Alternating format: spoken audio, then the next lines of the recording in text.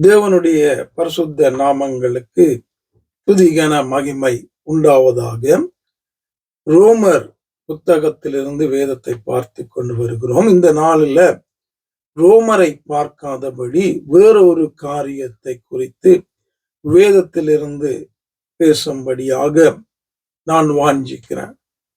நாங்க அநேக ஆண்டுகள் கிறிஸ்தவர்களாக இருந்தும் வேதம்தான் எங்களுக்கு முக்கியமானதாயிருந்தும் என் ஆண்டவர் தன்னுடைய வார்த்தையை புரட்டாதபடி மாற்றாதபடி அங்கே சத்தியத்தை சத்தியமாக பேசும்படி சொல்லி இருந்தும் அநேகர் தேவனுக்கு பிரியமில்லாத காரியங்களையும் பேர்களையும் பண்டிகைகளையும் சடங்குகளையும் நிகழ்வுகளையும் நாங்க உலகத்தாரோட கூட சேர்ந்து இந்த நாட்கள்ல செய்து கொண்டிருக்கிறதான வேதத்துக்கு புறம்பான ஒரு காரியத்தை நான் காண்கிறபடியால் அதனால அதை குறித்து பேசும்படியாக வாஞ்சிக்கிறேன்.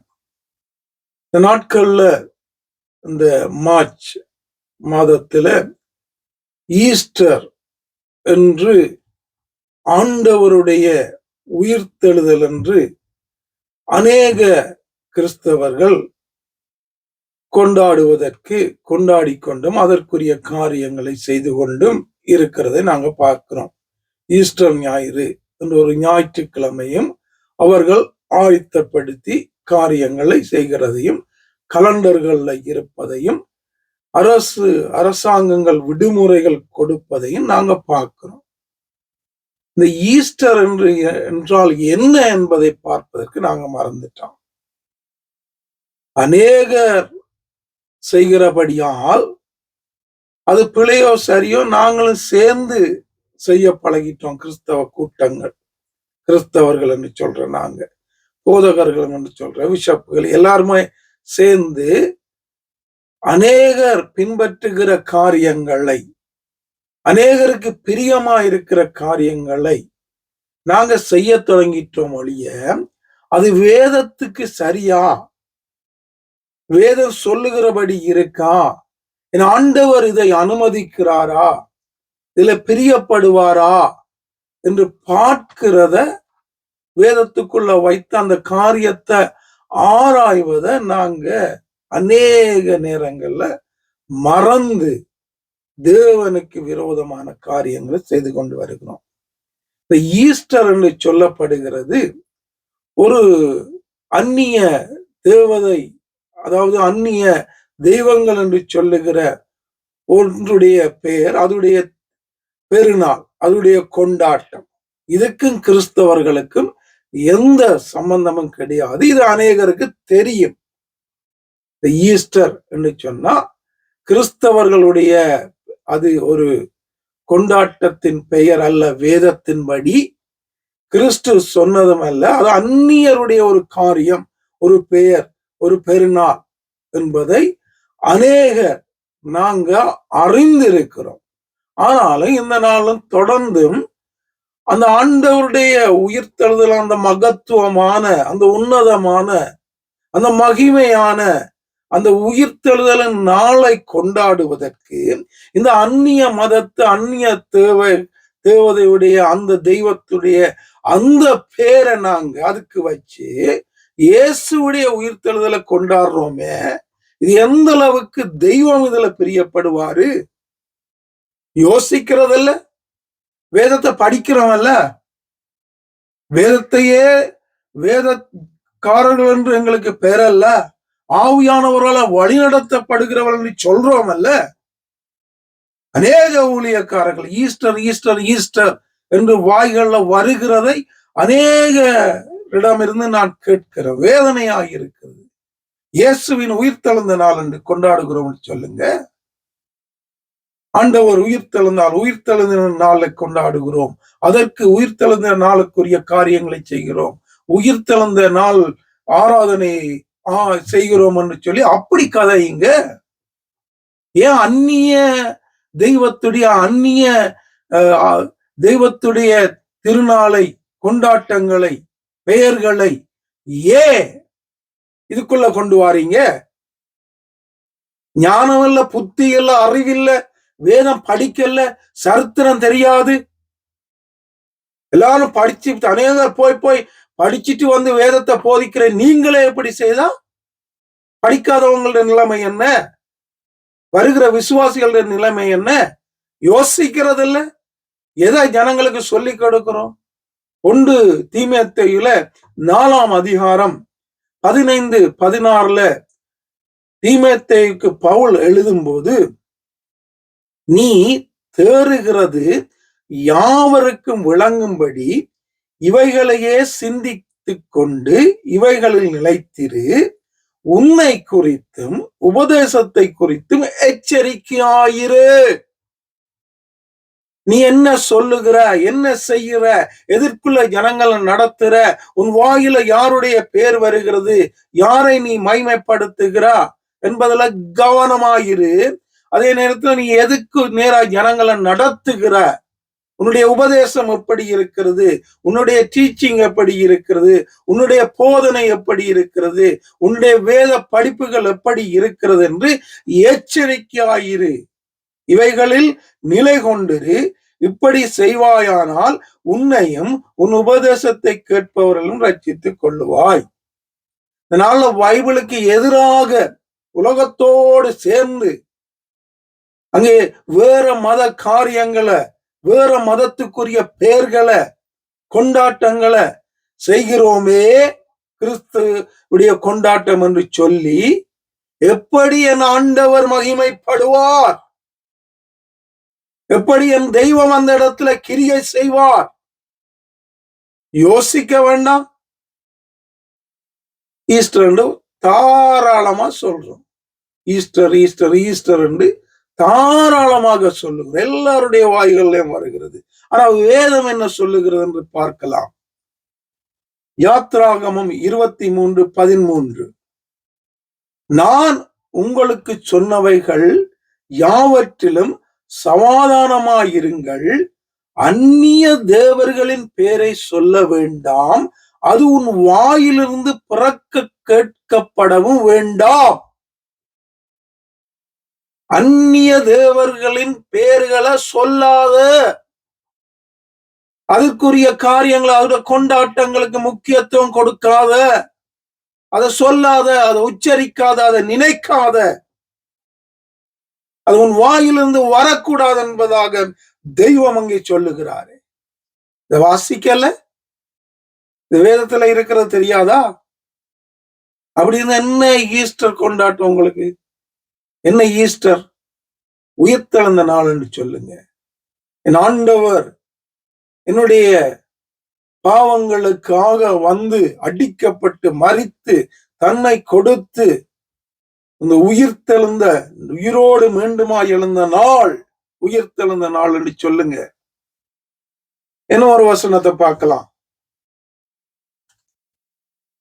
யோசுவா 23:7, உங்களுக்குள்ளே மீதியாயிருக்கிற இந்த ஜாதிகளுடைய கலவாமலும் அவர்களுடைய தேவர்களின் பெயரை நினையாமலும் அவைகளை கொண்டு ஆணையிடாமலும் அவைகளை சேவியாமலும் பணிந்து கொள்ளாமலும் இருக்கும்படி எச்சரிக்கையாயிருங்கள். என்ன அங்க பேர்களை, அந்நிய பேர்களை சொல்லாதீங்கன்னு சொன்னவர் இங்க நினையாதீங்கன்னு சொல்றாரு.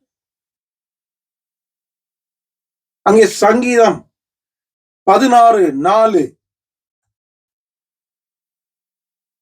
அந்நிய தேவனை நாடி பின்பற்றுகிறவர்கள் வேதனையில் பெருகும், அவர்கள் செலுத்துகிற இந்த பான பலிகளை நான் செலுத்த மாட்டேன், அவர்கள் நாமங்களை என் உதடுகளினால் உச்சரிக்கவும் மாட்டேன். வேதம் விளங்க இல்லையா? வார்த்தைகள் விளங்க இல்லையா? ஆண்டவர் சொல்லுகிறது உங்களுக்கு விளங்க இல்லையா?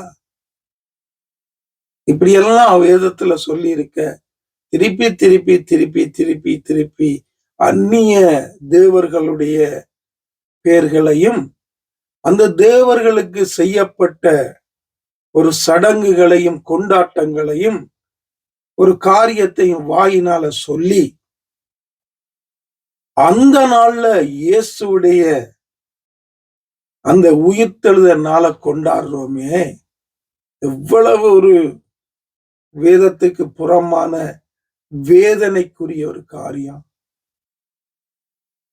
அந்த பேர்களை விட ஆண்டவருடைய அந்த உயிர்த்தெழுந்த நாளை கொண்டாடுவதற்கு வேதத்துல ஒரு பெயர் கிடைக்கலையா? வேறொரு பேரை சொல்லி அதை செய்ய உங்களால முடியலையா? தெரிஞ்சும் ஏன் எல்லாரும் செய்யறாங்க, இப்படியாக நடக்குது என்று சொல்லி தொடர்ந்து இந்த காரியங்களை செய்து கொண்டு வாரீங்க. இது இந்த நேரத்துல சில சபைகள்ல சாம்பல் புதனோ சாம்பல் ஞாயிறோ ஏதோ ஒன்று சொல்லி அது வேற செய்யறாங்க. இதெல்லாம் இங்க வேதத்துல இருக்குன்னு எனக்கு தெரியல. கேட்டா சொல்லுவாங்க, சாம்பல் என்றால் அது நாங்க டஸ்ட்ல இருந்து நாங்க டஸ்டுக்கே திரும்புவோம் ஆண்டவர் சொல்றாரு. அதுக்கு ஒரு விளக்கம். சாம்பல் என்றா சாம்பல், நாங்க மண்ணுல இருந்தா நாங்க சாம்பல்ல இருந்து ஒருத்தரும் வரல. நல்லா விளங்கி கொள்ளணும். ஏதோ ஒன்றை செய்து கொண்டு அதுக்கு வேதத்துக்கு வசனத்தை தேடுறது, வேதத்துக்கு புறம்பா காரியங்களை செய்து கொண்டு அதுக்கு வேதத்துல வசனத்தை தேடுறது, அதை கொண்டு போய் வேதத்துக்குள்ள திணிக்கிறது, அதையும் வேதத்தையும் சம்பந்தப்படுத்த பார்க்கிறது. நல்லா கொண்டாடுங்க, ஆண்டவர் மரித்து உயிர் தெழுந்து இந்த நாளிலும் ஜீவனோடு கூட அவர் இருக்கிறார், அநேகரை ரட்சித்துக் கொண்டு அவர் காரியங்களை செய்து கொண்டு இருக்கிறார். அந்த உயிர்த்தெழுதனால சந்தோஷமா கொண்டாடுங்க. கொண்டாட வேண்டிய ஒரு தினம், கொண்டாட வேண்டிய ஒரு காரியம், எல்லாருக்கும் தெரிய வேண்டிய ஒரு காரியம். அந்த காரியத்துல கொண்டு வந்து அந்நிய மதத்தை சம்பந்தப்படுத்துறீங்க? அந்நிய மதத்துடைய காரியங்கள் பேர்களை ஏன் அதுக்குள்ள போடுறீங்கன்றதான் இந்த நாள் என்னுடைய கேள்வி. அது சொல்றத விட்டுருங்க. உயிர்த்தெழுந்த நாளை கொண்டாடுகிறோம், உயிர்த்தெழுந்த ஞாயிறு ஆராதனைக்கு வாங்க, உயிர்த்தெழுந்த நாளுக்குரிய காரியங்களை செய்கிறோம், அதற்கு வாங்கன்னு சொல்ல பழகுங்க. இங்க வேதம் தெளிவாக சொல்லுகிறதெல்லாம் நினைக்காத உச்சரிக்காத என்று. அப்படி இருக்கும்போது இதை நாங்க சொல்லுகிறது வேதத்துக்கு சரியா இருக்குமா? தேவனுக்கு பிரியமா இருக்குமா? யோசிக்கணும். நாங்கெல்லாம் வேதம் படிச்சாங்க, நாங்கெல்லாம் பட்டங்கள் எடுத்துனாங்க, நீ யார் இதை சொல்றதுக்குன்னு என்ன கேட்காதீங்க. நான் சொல்லல, வேதம் சொல்லுது. நீ என்ன பட்டம் எடுத்திருந்தாலும், நீ என்ன படிச்சிருந்தாலும், நீ வேதத்துக்கு புறம்பா செய்தி என்றா அது தேவனுக்கு தூசிக்கிற காரியம், தேவனை மறுதளிக்கிற காரியம், தேவனை வேதனைப்படுத்துகிற காரியம், தேவனுக்கு எதிராக செய்கிற பாவம். இதை நீ புரிஞ்சுக்கோ. எவ்வளவு பைபிள் படிச்சான, எவ்வளவு ஊழியங்கள் செய்தான, எவ்வளவு காரியங்கள் செய்தான, வேதத்தின்படி இருக்கா? நான் செய்கிற வேதத்துக்கு சரியா இருக்கா? இங்க தீமோத்தேயுக்கு பவுல் சொல்றது போல, உன்னை குறித்தும் உன் உபதேசத்தை குறித்தும் எச்சரிக்கையாயிரு. திருப்பி திருப்பி ஜனங்களை வேறு பக்கம் நடத்தாத, அந்நிய தெய்வங்களுடைய திருநாள்களை கொண்டாட்டங்களுடைய பேர்களை வாய்கள்ல உச்சரிக்க வைக்காதேங்க, செய்யாதேங்க. வேதத்தை பாருங்க, வேதத்துல படி செய்யுங்க. எந்த காரியமா இருந்தாலும் வேதத்தின் படி செய்யுங்க. அது என்னத்த இன்னொரு காரியம் செய்வோம், கிறிஸ்துமஸ்ல கூத்து போடுவோம், கிறிஸ்தவ பாட்டை போட்டு சினிமா கூத்து போடுவோம். இதெல்லாம் வேதத்துல இருக்கா? கேட்டா ஜனங்கள் ஆண்டவரை அறிய வேணும், அப்படி காரியங்களை செய்தாதான் ஜனங்கள் சேர்ச்சிக்குள்ள வேணும்.